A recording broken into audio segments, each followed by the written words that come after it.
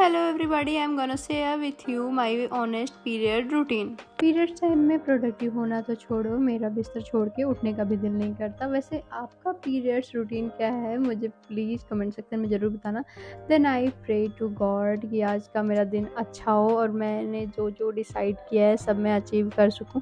वैसे तो ये दिन बहुत प्रोडक्टिव नहीं होता मेरे लिए, लेकिन फिर भी मैं ट्राई करती हूँ कि मैं बोर ना हूँ। Then I did some stretching कि मैं थोड़ा सा रिलैक्स फील करूँ, और ये मुझे बहुत हेल्प करता है रिलैक्स होने के लिए, क्योंकि पीरियड्स टाइम में क्रैम्प्स मुझे बहुत हर्ट करते हैं और ऐसे मुझे बहुत अच्छा लगता है। पीरियड्स टाइम में ओवर थिंकिंग के बादल मेरे सिर के सामने मंडराते रहते हैं। पता नहीं कैसे कैसे ख्याल आते हैं, कभी मैं रोने लगती हूँ, कभी मैं हंसने लगती हूँ, और कई बार तो ऐसा लगता है कि मैंने देख लिया कि मेरा एक्सीडेंट हो गया और मेरे घर वाले क्या रिएक्ट कर रहे हैं, मैं फालतू में ही रोने लगती हूँ। और ये सारे ख्याल कंट्रोल करने के लिए मैं मेडिटेशन करती हूँ, थोड़ा सा अनुलोम विलोम और उसके बाद कपालभाति। ये मैंने बाबा रामदेव से सीखा है, बाकी इसके पहले तो मुझे कोई आइडिया था नहीं। जस्ट जोकिंग गाइज, मुझे पहले से पता था। फिर मैं थोड़ी बहुत स्ट्रेचिंग करती हूँ, अपने नेक को स्ट्रेच करती हूँ, और मुझे खांसी आने लगती है क्योंकि मौसम बदल रहा है, सर्दियाँ आ रही हैं, और खांसी की वजह से मेरे पेट में बहुत जोरों का दर्द उठता है। गाइज, पीरियड्स टाइम में नॉर्मल वाटर कभी मत लेना क्योंकि दर्द बढ़ जाता है।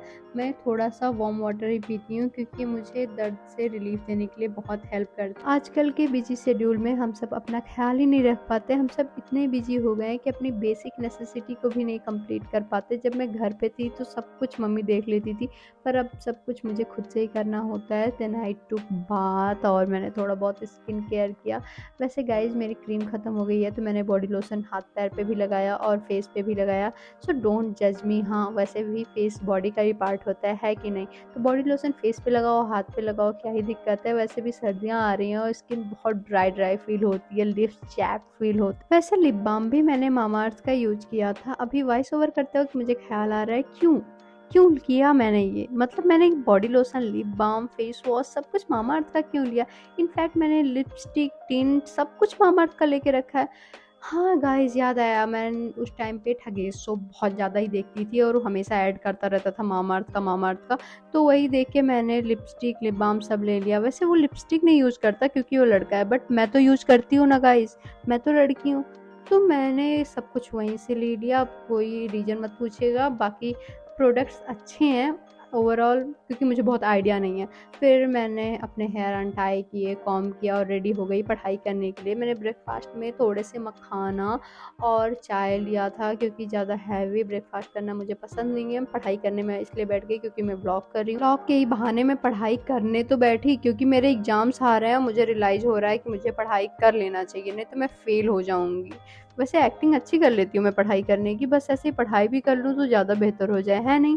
फिर मैंने सोचा कि क्या एक्टिंग करना, थोड़ा बहुत पढ़ ही लेते हैं। मैं सीरियस हो गई गाइस। मैं थोड़ी देर मतलब बैठी हुई थी व्लॉग करने के लिए ऐसे बुक लेके, बट मैं सीरियस हो गई और मैंने लिटरली 4 to 5 पेजेस ऐसे ही पढ़ लिए। मुझे समझ में भी नहीं आया, मैंने तो बहुत एडिट करके डाला। बाकी मेरा फ़ोन बहुत देर से चल रहा था।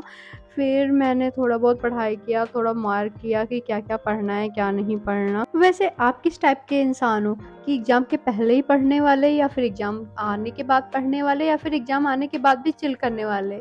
मुझे तो बहुत एंजाइटी होती है जब एग्ज़ाम आने लगता है। मैं जल्दी-जल्दी पढ़ने लगती हूँ। ऐसा लगता है 1 हफ्ते में सारा सिलेबस मैं ख़त्म कर दूँगी, पर मैं नहीं ख़त्म कर पाती। जो सिलेबस मैं पूरे 6 महीने में नहीं पढ़ पा रही हूँ, मैं 1 हफ्ते में कैसे ख़त्म कर सकती हूँ? बट मैं ट्राई पूरा करती हूँ। मतलब मेहनत के लिए मुझे 100 ऑन 100 मिलने चाहिए, बाकी पढ़ाई के लिए तो पता नहीं भगवान ही जाने, वो तो एग्ज़ाम में मैम ही देती हैं भैया। वो रिज़ल्ट ही बताते हैं कि मैं क्या पढ़ती हूँ।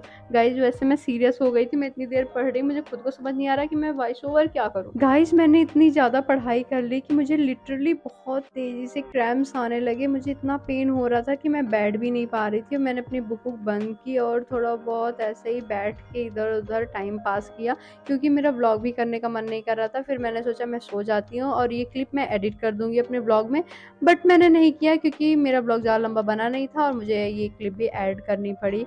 फिर बहुत ज़्यादा ही मुझे लग रहा था हैवी फ्लो हो रहा है और मैंने इसमें यूज़ किया विस्पर का पैड, क्योंकि मैं हमेशा यूज़ करती हूँ। वैसे ये पेड प्रमोशन नहीं है, बट मैंने यूज़ कर लिया। फिर मैंने मंगाया हुआ था बाटी चोखा, क्योंकि मेरा खाना बनाने की बिल्कुल भी हिम्मत नहीं थी। वैसे ये व्लॉग करने के लिए मैं ड्रामा कर रही हूँ अकेले खाना खाने का। बाकी के दिनों में मैं अपनी बहन के साथ एक ही थाली में खाना खाती हूँ, क्योंकि हम लोग 2 थालियाँ धुलना नहीं चाहते।